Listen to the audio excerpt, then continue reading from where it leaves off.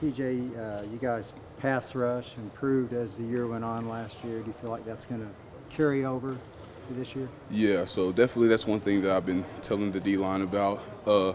I feel like that void that we had in between last year and this year isn't, well, just now started fall camp. It's not a very big void. I feel like we're pretty much at the same spot we left off on last year, and then I just can see the gap that we continue to close on and potentially break the roof of and continue to thrive and get better as a D-line.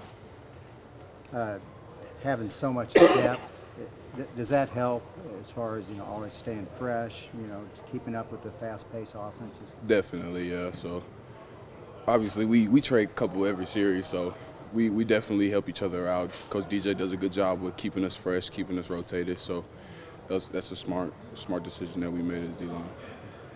On that depth, how has Jackson Player, the young guys as well, come in and kind of adapted to everything? Yeah, so Jackson is going to play a big role in our defense, definitely. So he's one of those players that he brings an edge to what he plays at, wherever he plays at. So I feel like with him coming in, it also helps the younger guys because they see him and they also see all of us, and they continue to try to work and catch up to us and stuff like that, and we got to continue to lead them and help pull them along with us.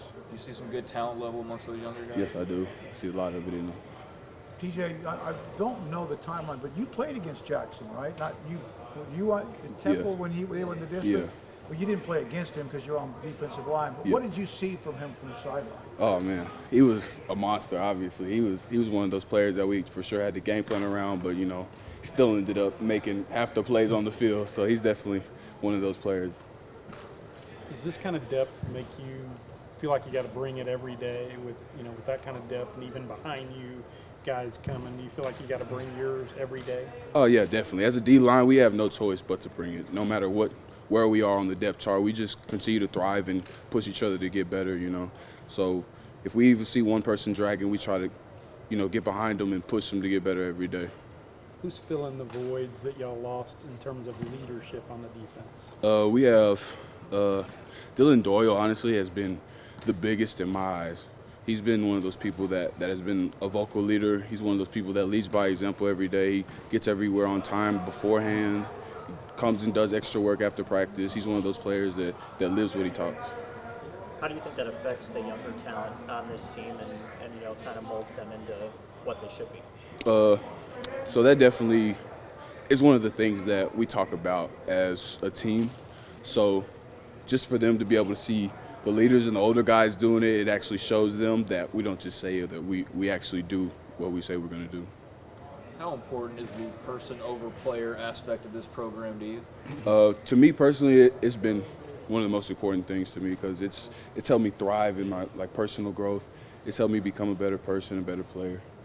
How have you seen that have you seen that spread over the team? Do you attribute that to some of the success y'all have had? Yeah, definitely. So before, Coach Rule, it was all smash mouth football. It doesn't matter what it is. So with Coach Aranda, he really brought a really genuine kind of feel to the team, and it caused everybody to come together as a brotherhood, and playing for each other, living for each other, rather than being selfish and living for themselves.